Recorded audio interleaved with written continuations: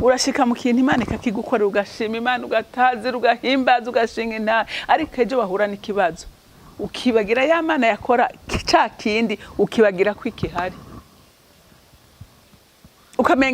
umenga yarapfuye n'ikintu kiriho umuntu agacika intege umuntu akidoga umuntu akihebura umuntu agatawa kuba hari na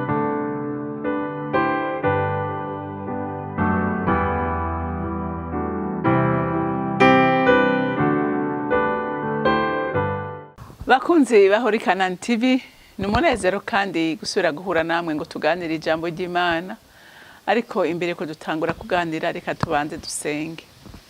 Mana data rugira byose uri mu ijuru wewe uvyagiye ahera cyane wewe uvyagiye mu ijuru ku ijuru ryose ari intebe yawe ukarambiriza mu isi yose ukayuzura ko ari intebe ari ndaba y'ibirenge vyawe kandi abana bawe mwami Imana dusagaje imbere yawe tugushimagiza tugutazira tukuririmbira tuvuga ukwera kwawe tuvuga gukomera kwawe tuvuga neza yawe tuvuga ukuntu twitwararika muri gato na kanini tugushimiye kuduhaye umunsi nk'uyu twatubonye mwami Imana kandi ukaba uremye kugira ngo tubunezererwemo none ndasenze mwami Imana ngo ihumure ryawe ryumvikane mu mitima y'abana bawe bose Mana abari bacitse intege bakomezwe nawe abari bababaye banezereza abari bashonje bahaze mwami abari bacitse intege ubusubize mu inkomezi zawe ukuri Imana idukunda kandi twitwararika muri byose Mana ndagushimiye kandi ndakuninahaje ko wumvise ugusenga kwanje mu izina rya Kristo Yesu senze nizeye kuvyumvise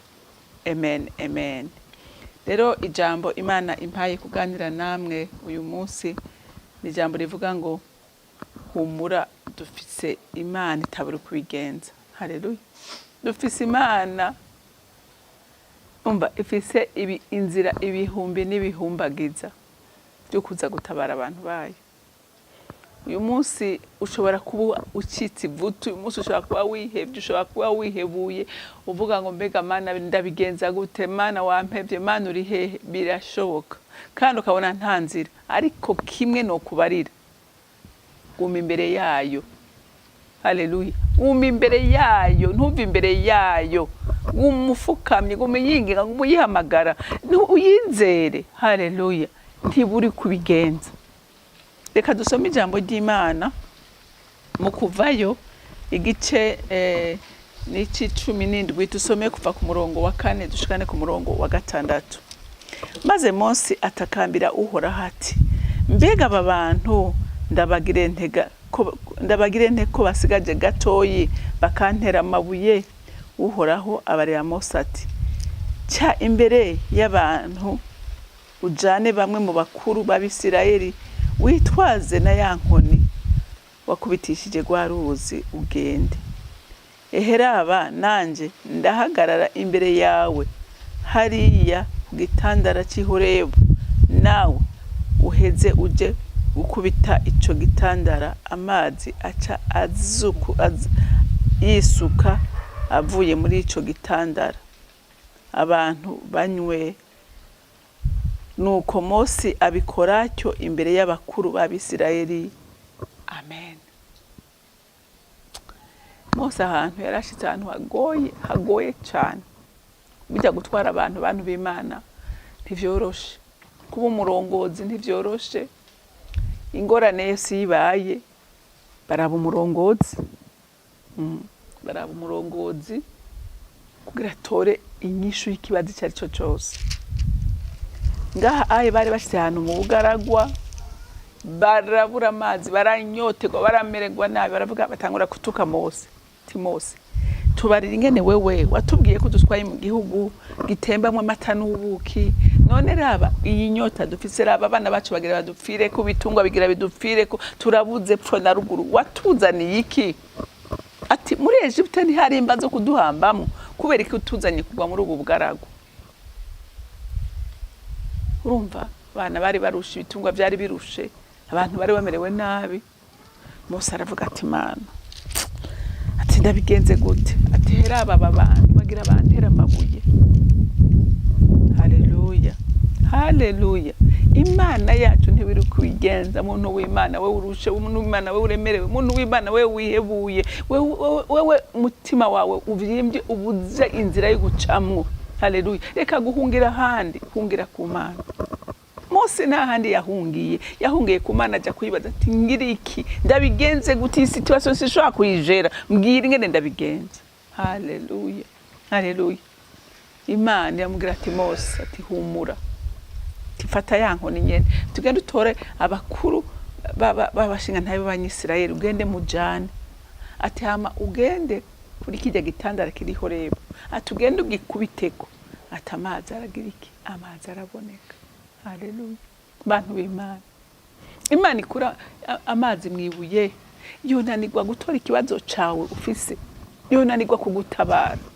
Oya ntibiyinaniye muntu w'Imana. Reka kuyivako, reka guhungira hatariho. Haleluya. Mose ahungira ku Mana, abandi bari bihebuye. N'igihe bavuga ati turasubiye inyuma tugende, Mose agakoma amashi tabaranya mutekanye. Yatubwiye, ndababwire turafise ikibazo nk'abana b'abantu, turafise ikibazo gikomeye cyo kutizera. Urumva iyo ibintu bikomeye biri imbere yawe ubona umenga ntibishoboka ko bishobora gutora inyishu. Niko abantu tumeze, tunezerwa n'ibintu byihuta, ibitihuse turacika intege, turihebura, turabivamwo, turidoga, imitima irababara, tukigeragereza. Ariko Imana ntishaka ivyo. Imana ishaka ko no muri ibyo nyene tuyizera tukarindira igihe cyayo. Haleluya. Tukarindira. Aba Banyisirayeli jewe niho nabonye ko kwizera n'ikintu gikomeye kandi kigoye. Urabe ibitangaza Imana yakoreye mu maso yabo. Mbega murazi ko mu Gosheni yari ville iri muri Egypte. Bo niho baba Abanyisirayeli aho Gosheni. Ngo ukabona ubwira kabiri burabaye cyangwa ibindi byago byose mwabonye byago 10 byose byaba, bo nta kintu na kimwe kigeze kibi wabo. Amazi agahinduka amaraso, iwabo akaguma ari amazi meza, inzige zigatera, ibikere byose. Abana b'imfura bose bagapfa, ariko i Gosheni nta kigandaro cyabaye. Ibyo byose baravyibagira bageze imbere y'ingorane. Nkuko natwe uyu munsi niko tumeze. Urashika mu kintu Imana ikakigukorera, ugashima Imana, ugatazira, ugahimbaza, ugashinga intare, ariko ejo bahura n'ikibazo ukibagira ya Mana yakora ca kindi, ukibagira ko ikihari, ukamenga yarapfuye n'ikintu kiriho. Umuntu agacika intege, umuntu akidoga, umuntu akihebura, umuntu agatawa kuba, hari n'abava mu gakiza. Ariko Imana irashaka ngo no muri ibyo nyene bikomeye uhumure, utekane, urindira igihe cy'Imana. Haleluya, haleluya. Ngo maze Mose atakambira Uhoraho. Urumva ko atagiye gutakambira umuntu, yagiye gusenga abaza Imana ati Imana no muri iyi si tubastungira iki, ntabona inzira nanje. Arayibariye ati abantu barananiye, abantu bariko bararira, kandi n'ivy'ukuri abantu baranyotewe, ibintu abagira bamfana, abana bagira babishwe n'inyota, batama inka, ibyo bari batunze byose. Agenda gutakambira Imana, agenda gushuka amagogwa yiwe imbere y'Imana. Haleluya, haleluya. Urumva ngo maze Mose atakambira Uhoraho, mbega aba bantu ndabagire nte ko basigaje gatoyi bakantera amabuye. Uhoraho araya Mose ati ca imbere y'abantu ujane bamwe mu bakuru b'Abisirayeli, witwaze na ya nkoni. Urumva, yitwaze na ya nkoni. Bo inkoni yawe ufise uyu munsi n'ijambo ry'Imana. Haleluya. Inkoni witwaza n'ijambo ry'Imana, kuko Imana iravuga ku kintu cyose kigushikiye. ikibazo cyose urimwo urafise ijambo baze ugira Imana. Iyo niyo nkoni yawe witwaza muri uru rugendo, ibyo twahawe. Haleluya. Nayo mavi yawe fukamusenge, fukamubaza Imana. Haleluya. Erega rero nakubwira ngo none Imana ntibizi. Imana irabizi. Ega nta kimwe gihishwe mu maso yayo. Mugabo iragusaba ko uyibwira, iragusaba kuyegera, iragusaba kufuka mugasenga. Haleluya. Kubera iki yabwiye Yeremiya ngo wewe Yeremiya ngo mpamagara. Imana si yari yatumye Yeremiya ikamutuma ku mwami hama akamufunga. Imana ntiyari ibizi. Ne Yeremiya yarazi ko Imana ibizi. Aricara arafungwa. Imana iravuga ati uyu muntu reka ndamukangure ngira ntatahure ibyo ari byo. Aravuga ati Yeremiya we mpamagara. Ati ndakuranye ndakwitaba. Ati ndagutabare ndagukure muri iyo situation. Yeremiya abona gutakamba. Imana imukurayo. Haleluya. We na uzovuga ngo urabizi. Imana irashaka ko umva uyizera ukamenya imbaraga zayo.